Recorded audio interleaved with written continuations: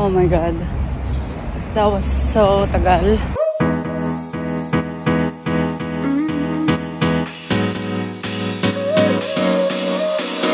Work is almost over, summer's getting closer. Outfit check! Good morning mga Zoobs! Hello, hello, hello. Ayan, tayo ay naka-ready na ulit. Dahil aalis tayo kasi pupunta naman tayo ngayon sa paghahanap ng mga upuan. Since nakabili na tayo ng ating dryer, makakapagpatuyo na tayo ng maayos. Nasubukan actually namin yung dryer kagabi. 4 kilo lang siya. Siguro mas 2 kilos lang ang pwede naming ilagay. Kasi pag sobra namang tagal mo dinryer ang damit, parang liliit, diba? So, pag sobra namang daming nilagay mo in one lagayan, medyo hindi natutuyo lahat. So, maganda pa rin talagang isampay mo muna bago mo i-dryer para hindi rin daw umurong yung damit. So, ito na guys. Ngayon, ang mission namin ay makakuha ng upuan and then makapag grocery para sa mga baon ng mga bata. Sorry about my eye bags. I'm so sorry. Sa kotse na ako mag-ayos. So, let's go. So where are we going? We're going to Office Works first. I need you to sign something. And I need to print it. Before that, tayo ay mag-makeup muna. Not really makeup, but at least a little bit of color.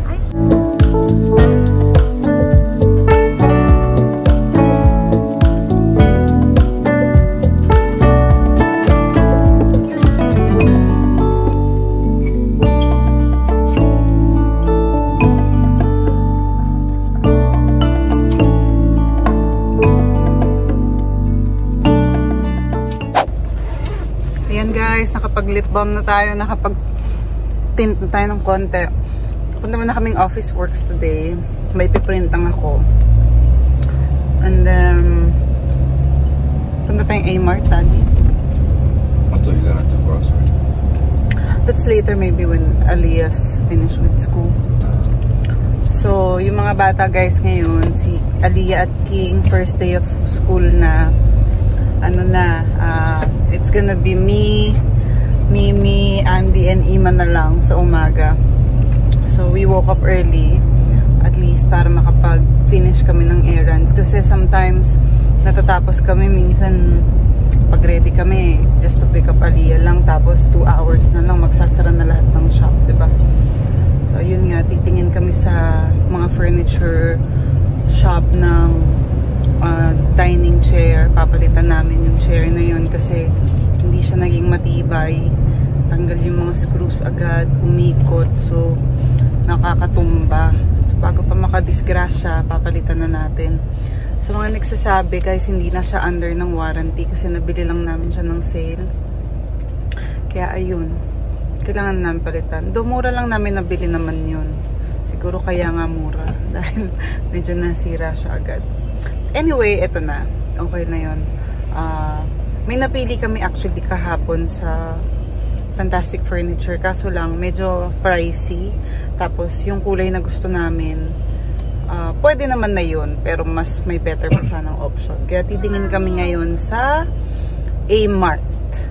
Nakapunta na kami doon dati. Na-vlog din namin yun. Mas malaki siyang lugar na puro furniture doon sa paligid, sa area. So, tingnan natin kung meron tayong makuha. Tapos ayun na nga, pipikapin namin si Aliyah and then mag-grocery tayo ng baon nila. I'm here guys! Walking. Mabilis lang ako dito. Hindi ko na sila sinama. May papaprint lang naman ako bigla.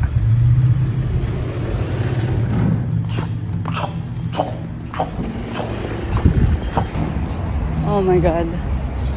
That was so tagal for this one print paper. I'm done now. So many people kasi. But it's so good. Yes, it's done. So we're here at Amart, guys. We realized we actually haven't been here before. Oh, Mimi. Sorry, it's a boss's call, guys. I lost it last night for some reason. You know, me VIP night. Clearance sale, so let's check it out. Remember when you told me you believe in something and you said you're done pretending that fate is patient. Go run away, get it out of your system. Come back when you're older. Go find a place where you can't be the victim. And come back when you're older. Go catch the storm within your broken bones and be wild, wild, wild, wild, wild, wild.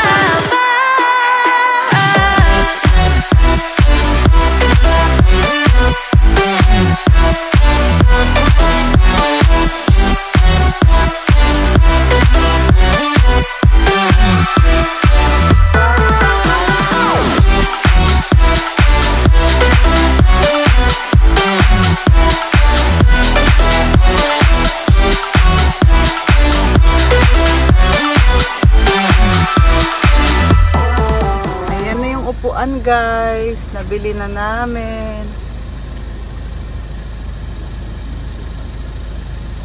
Nakalagay na sa likod yung isa. Ayan, may stopper naman pala siya. Kaya ano, hindi siya rubber. Mamaya namin papakita sa inyo. Nakuha namin siya sa Amart. So si Daddy at Mimi and Mima umuwi na. Ako bumaba ako sa school ni Lelebam. I picked her up na. Tapos, I think aalis din kami agad to go to Target and Kohl's. Kaya kami magta-Target kasi tignan mo yung pants ni Aliyah, medyo maliit na. Gusto niya ng medyo leggings type na blue. Ayaw na daw niya kasi ng mga trackies or jogging pants. Bakit ayaw mo na? I like short pants like these ones. Ah, okay.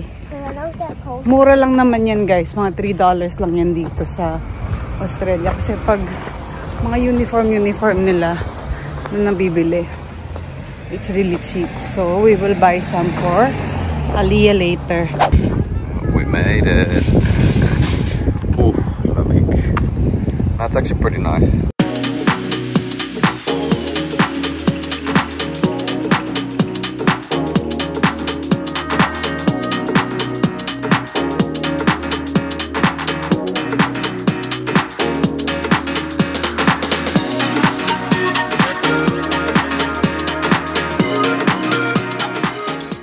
Mga zoobs! Time check tayo. It's almost 1 AM. And guess what? Nandito kami ni Andy sa gym.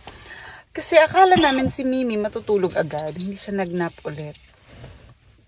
Haba ng araw namin. Nabot kami ng almost 1 AM dito sa gym. Pasimula pa lang kami. And I don't think there's people. Isa lang. May nakapark na kotse. Banda doon. So, ayan. Papasok pa lang kami ngayon, guys, sa gym. Mag-1 hour lang kami kasi gusto talaga namin i-maximize ang mga araw na nalalabi para kay Ima dito. So, talagang sinusulit natin. Kaya, mag-gym kami ni Andy.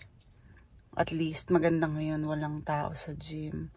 Solo namin lahat. Kasi kagabi, medyo nasad ako kasi ang hirap gumalaw. Alam niyo yun, ang daming tao. Daming gumagamit ng mga equipments, ganyan. So, ngayon kami lang. So, it's leg day for me. Ikaw, Daddy? Leg day, I think. Leg din siya. So, yan. Don't skip leg day. Kaya kahit madaling araw na nandito pa rin kami. Tulog na yung mga anak namin. Kaya we can focus. And it's 8 degrees. Sa loob naman, hindi siguro malamig. Hopefully. 18. Oo nga. So, halika na. Game na.